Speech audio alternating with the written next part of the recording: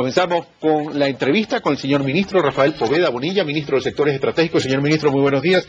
Gracias por estar con nosotros. Bueno, usted, previo a la gira, estuvo por China negociando financiamiento tanto para el proyecto Mina San Francisco como para una línea de conducción. Comencemos por Mina San Francisco. ¿En qué consiste el proyecto y si ya está concretado el financiamiento para este proyecto?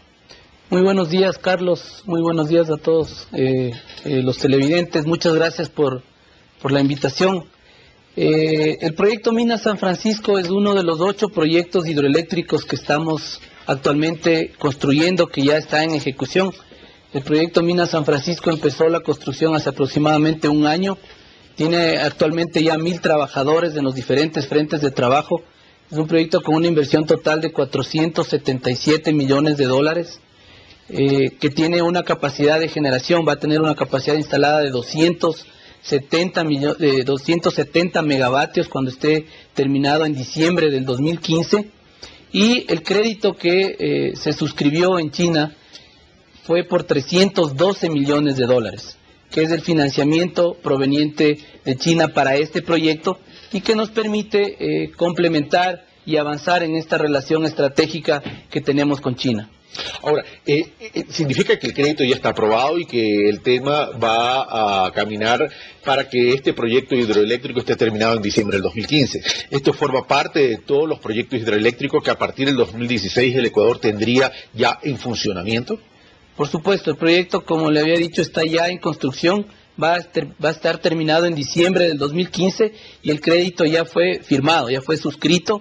Luego del proceso que toma algunos meses de negociación de un crédito y de todas las aprobaciones internas, tanto de China como del Ecuador, que se requiere para un proceso de financiamiento. Ese crédito ya está firmado y el proyecto es parte de los 8 hidroeléctricas que van a terminarse entre julio del 2015 y julio del 2016 y que nos van a permitir tener una matriz eléctrica con el 93% de energía proveniente de la hidroenergía, es decir, del agua, que es la principal fuente de energía que vamos a tener en el 2016. Recordemos que al inicio del gobierno, la matriz eléctrica nuestra tenía apenas un 43% de energía proveniente de la hidroenergía.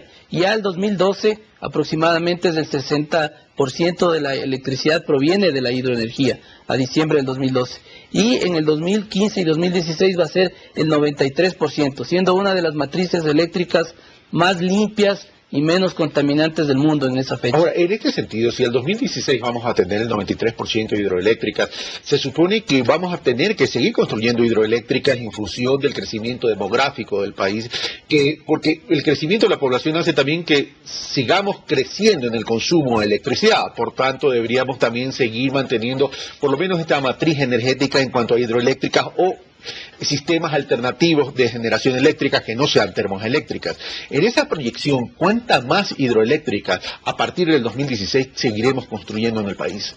Toda la construcción de las hidroeléctricas obedecen al Plan Nacional de Electricidad. Tenemos en este momento un plan actualizado hasta el 2030, en donde está determinado y se hace una prospectiva de la demanda eléctrica que va a tener el país, de la demanda energética, y van a ir entrando en procesos de construcción diferentes proyectos. Es por eso que a la par estamos construyendo ya estos proyectos, estamos haciendo también ya los estudios de otros proyectos. Por ejemplo, hemos finalizado ya los estudios de la cuenca del Guayabamba, que es una importante cuenca que también va a ser construida en los próximos años. Algunos proyectos, estamos avanzando en los estudios de la cuenca del río del Zaruma, que es otra cuenca muy importante con un potencial muy grande. Recordemos que la potencialidad que tenemos nosotros en el Ecuador este rato de energía aprovechable hidroeléctrica es de más de 20.000 megavatios. Más de 20.000 megavatios podemos aprovecharlos y podemos construir en el futuro. Y sí, el futuro prevé que por el incremento, por el crecimiento económico que tiene el Ecuador, que tiene un crecimiento promedio de 4,5% en los últimos años, esto hace que sea un demandante de energía y de electricidad cada vez mayor. Entonces también eso hace que tengamos que construir nuevos proyectos hidroeléctricos. Para darle un dato, en el 2014 está previsto que se contrate un nuevo proyecto hidroeléctrico que entrará en operación en el año 2017.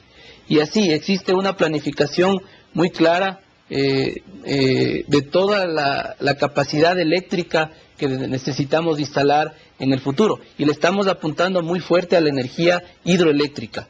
Incluso vamos a trabajar ahora desde el lado de la demanda de la energía. Recordemos que en estos años hemos trabajado muy fuerte desde el lado de la oferta. Es decir, teníamos que incrementar nuestra oferta energética, lograr la soberanía energética, dejar de importar electricidad, dejar de usar diésel importado para generar electricidad. Eso ya lo hemos conseguido. Ahora tenemos que trabajar también del lado de la demanda, es decir, reducir el consumo, por ejemplo, de combustibles fósiles. Vamos a hacer un estudio para un tren eléctrico, para que sea una alternativa del transporte, por ejemplo, de carga o de pasajeros entre los puertos, Quito, Guayaquil. Eso se está haciendo y es parte del estudio. El estudio de prefactibilidad lo vamos a hacer precisamente con Alemania. Ese es uno de los temas que se ha concretado en la gira con el señor presidente. Y tenemos que trabajar también, por ejemplo, en el lado de la demanda, en la reducción del consumo del GLP en los hogares. Vamos a pasar a hogares que sean 100% eléctricos. Estamos apuntando a eso. Para eso necesitamos también generación eléctrica, necesitamos mejores redes de distribución para que llegue la energía eléctrica a los hogares. Y de esa manera solucionamos el problema del subsidio de combustible, que hoy se va por todos lados. No es un subsidio directamente a los pobres, sino que se benefician otros estratos sociales y además se nos va vía contrabando.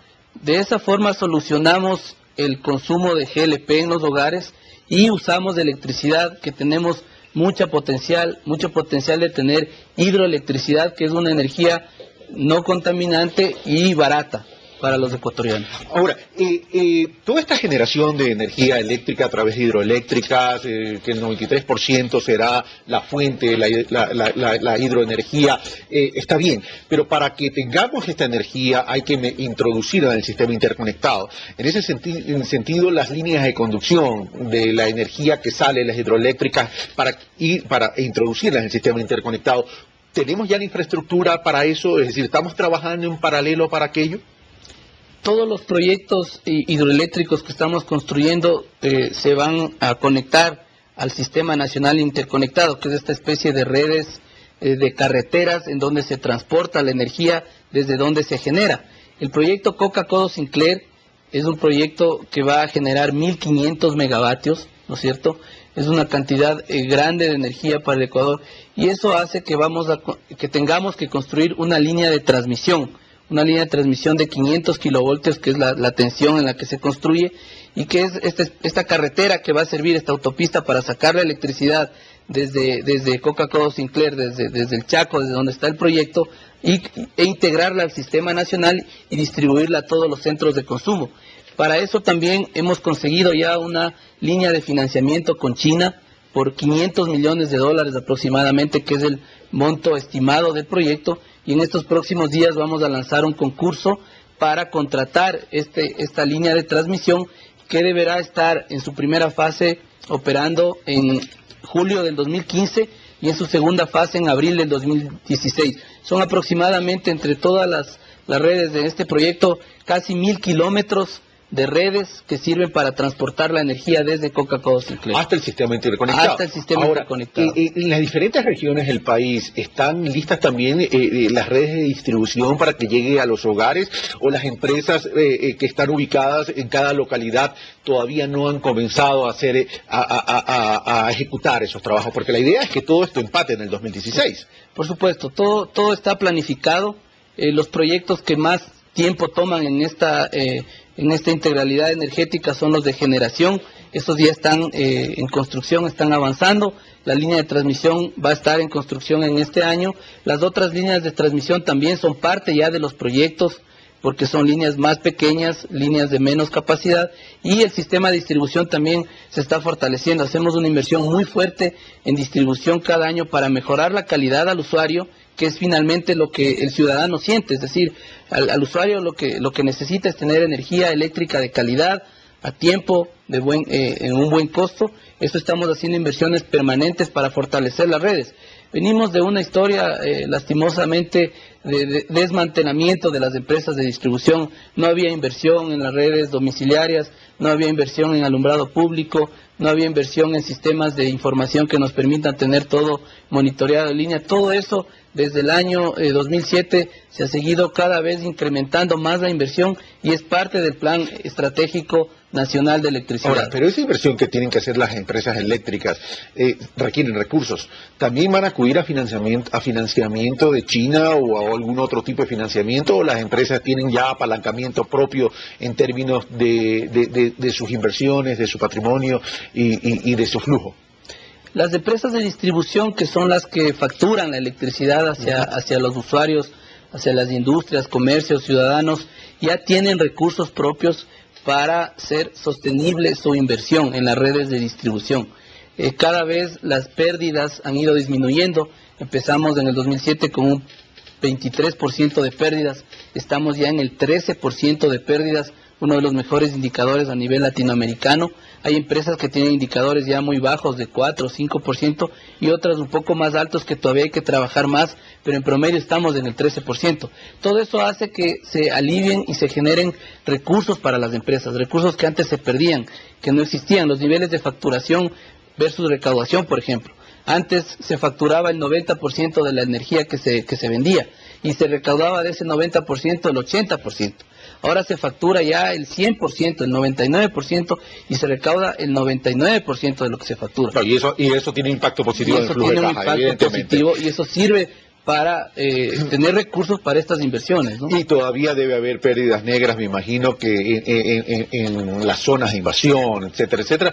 ¿Eso está calculado? ¿Cuánto puede ser? Las pérdidas que tenemos actualmente, como le digo, son de 13 puntos. De 13 puntos. 13 puntos. Hemos bajado 10 puntos. Recordemos que cada punto que vamos disminuyendo son aproximadamente 20 millones de dólares. Cada punto significa un ahorro para el país de 20 millones de dólares.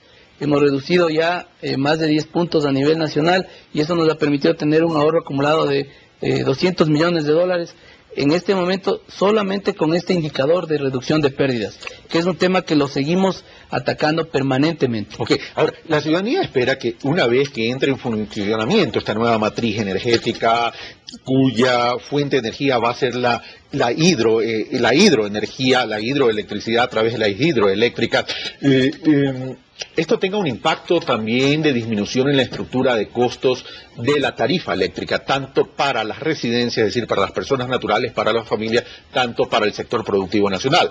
En ese sentido, ¿se ha hecho ya estimaciones de cuánto sería el beneficio para el consumidor? Recordemos que actualmente desde el 2008 tenemos la tarifa Dignidad, que es una tarifa que beneficia al 70% de los ecuatorianos. Es una tarifa de 4 centavos de kilovatio hora. Es una de las tarifas más bajas de Latinoamérica porque es una tarifa que es reconocida a las personas que consumen hasta 110 kilovatios hora en la sierra y 130 en la costa, y eso beneficia ya al 70% de las residencias en el Ecuador. De ahí tenemos la tarifa industrial, que en promedio tenemos en el Ecuador una tarifa de aproximadamente 6 centavos del kilovatio hora, que igual es una de las tarifas más competitivas y más bajas de Latinoamérica. Es de las 3 tarifas industriales más bajas. Tenemos países vecinos con tarifas de 20, de 15, de 12 centavos del kilovatio hora para el sector industrial. En el Ecuador es de 6 centavos el valor del Pero sector con industrial. esa argumentación, señor ministro, permítame precisar. Cuando me dice que las tarifas son de las más bajas, ¿me está diciendo que no va a haber disminución en la tarifa? Cuando entren en operación los proyectos hidroeléctricos, se va a producir un efecto de reducción del costo de generación para el país. Es decir, ya el costo promedio de generación para el país, que actualmente está entre los 10, 12 centavos que nos cuesta a nosotros generar en este mix de generación, ¿no es cierto? Hidroeléctrica, termoeléctrica, nos cuesta aproximadamente 10, 12 centavos. Entonces ahora vamos a tener esa reducción, va a ser muy significativa para el Estado ecuatoriano y eso se va a trasladar en beneficios de la tarifa, eventualmente, ¿no es cierto? Porque tenemos que también considerar que toda la inversión que se está haciendo tiene que ser parte del cálculo tarifario que se debe ir amortizando en el tiempo, el crédito que tenemos que pagar, todas las inversiones. pero va a ser en beneficio de los ecuatorianos esta entrada de generación más barata para el Ecuador. Ok, se van a liberar recursos porque se va a bajar la estructura de costo de generación y eventualmente habrá un impacto en la tarifa para los consumidores. Ahora, pasemos al tema, a uno de los proyectos que en el Ecuador es un proyecto ícono, un proyecto bandera, que es el tema de la refinería del Pacífico. Y digo que es un proyecto ícono y un proyecto bandera por una sencilla razón. O sea, nosotros hemos sido un país petrolero desde la década de los 70, pero no hemos podido desarrollar la industria petrolera. Lo que quiero decir es, tenemos crudo, pero no tenemos refinación de calidad insuficiente. Entonces ahora sí, con una refinería como la del Pacífico, podremos beneficiarnos del efecto de los precios elevados del petróleo, porque hoy, si exportamos petróleo pero importamos derivados, el efecto neto no es lo que nosotros hubiéramos querido. Pero en ese sentido, 12.000 millones de dólares es bastante dinero. Y el presidente de la República, y repito esto, me dijo a mí en la entrevista que le hice, y también Jorge Glass, hoy vicepresidente electo, en la entrevista que le hice cuando eran candidatos para este nuevo periodo presidencial, por endeudamiento no va el tema. Dice, es demasiado dinero para endeudarnos, tenemos que hablar de un mecanismo de participación. En ese sentido, ¿qué tan factible es que ya la refinería del Pacífico se haga una realidad en términos prácticos? No en términos de obras, de avance, de infraestructura, en términos de vías, sino en términos de ya la refinería per se, señor ministro. La refinería efectivamente es el proyecto más importante, y con esta visión del presidente Rafael Correa desde el 2007, en donde dice vamos a transformar el país, vamos a dejar de ser exportadores de crudo e importadores de gasolina, diésel, de productos derivados del petróleo. Está en una etapa muy avanzada de negociación de un socio. Cuando hablamos de participación, queremos decir que vamos a tener socios para la refinería, ¿no es cierto? Como usted ha dicho, son 12.000 millones del proyecto más grande en cantidad y más importante en desarrollo en la historia del país, ¿no es cierto? Es un megaproyecto incluso a nivel mundial. Recordemos que la refinería tiene una capacidad importante que nos va a permitir a nosotros satisfacer el 100% de nuestra demanda de combustibles, es decir, ya no vamos a importar gasolina y diésel. Actualmente importamos el 50% de lo que demandamos los ecuatorianos. Esa refinería nos va a permitir dejar de importar y además tener excedentes para exportar esos combustibles regionalmente a los países que necesitan también de estos combustibles. Entonces, este momento, precisamente en Beijing, hace 2 semanas que tuvimos una agenda ya, participé en unas reuniones con el ICBC, que es el banco más grande de China y del mundo, este rato en operaciones monetarias, que es el que va a liderar el financiamiento de la refinería, y con la empresa que va a ser la socia de la refinería y que va a construir la refinería con toda esa transferencia de tecnología hacia el Ecuador y de capacidades hacia el Ecuador. Esta semana están ellos aquí en el Ecuador en un proceso de negociación con el Ecuador, y posiblemente en las próximas semanas vamos a tener finalmente ya el acuerdo, que nos ha tomado algún tiempo, ¿no? Es un proyecto complejo desde el punto de vista industrial. Los procesos de refinamiento son de los proyectos más complejos en el mundo, una estructura de financiamiento también grande y compleja para las dos partes, pero estamos muy optimistas. Recordemos que la refinería está avanzando, las ingenierías se han terminado, estamos ya haciendo el movimiento de tierras, que es una preparación del sitio, es decir, hay un proyecto de 230 millones de dólares, trato en ejecución, cerca de 800 trabajadores ya en la refinería este momento preparando el sitio, cerca de 500 hectáreas. Esta semana hemos lanzado el proyecto del acueducto, que es para traer el agua que va a utilizar la refinería desde la presa La Esperanza. Son 93 kilómetros de un acueducto que además va a servir para dotar de agua fresca y de agua de consumo humano a Montecristi, Jaramijó y Montecristi, Manta y Jaramijó. Entonces ese proyecto también ya está lanzado, son aproximadamente 170 millones más de dólares que vamos a invertir este año en el proyecto de la refinería del Pacífico, que requiere una serie de complementariedades para que el proyecto industrial, ya la planta industrial, pueda ser construida. Esperamos en estas próximas semanas cerrar ya la negociación con China, y de ahí se desencadenarán una serie de instrumentos jurídicos que habrá que firmar con ellos el contrato para la construcción del proyecto, el contrato de financiamiento, y en definitiva en este año 2013 estarán cerrados todos estos procesos. Ahora, y ya para terminar, señor ministro, el tema de la gira presidencial y el tema de las declaraciones del presidente, que estos próximos 4 años son los años de la producción, ha generado cierta y bastante expectativa, para ser muy franco, en el sector productivo nacional, sobre todo en el sector industrial, ¿verdad? Entonces, el sector industrial dice, ¿qué participación vamos a tener como sector productivo industrial en el desarrollo de las áreas estratégicas? Porque existe un poco la preocupación de que cuando vienen con los financiamientos de China, viene el financiamiento, pero también vienen los contratos asignados a contratistas chinos.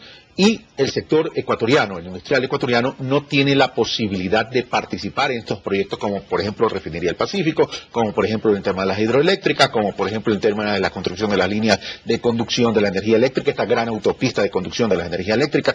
Y en ese sentido ellos dicen, la Constitución establece la participación de empresas ecuatorianas en igualdad de condiciones, incluso cuando éstas tienen un precio superior hasta un 15%. Sí, y la empresa y la inversión extranjera tiene que ser complementaria a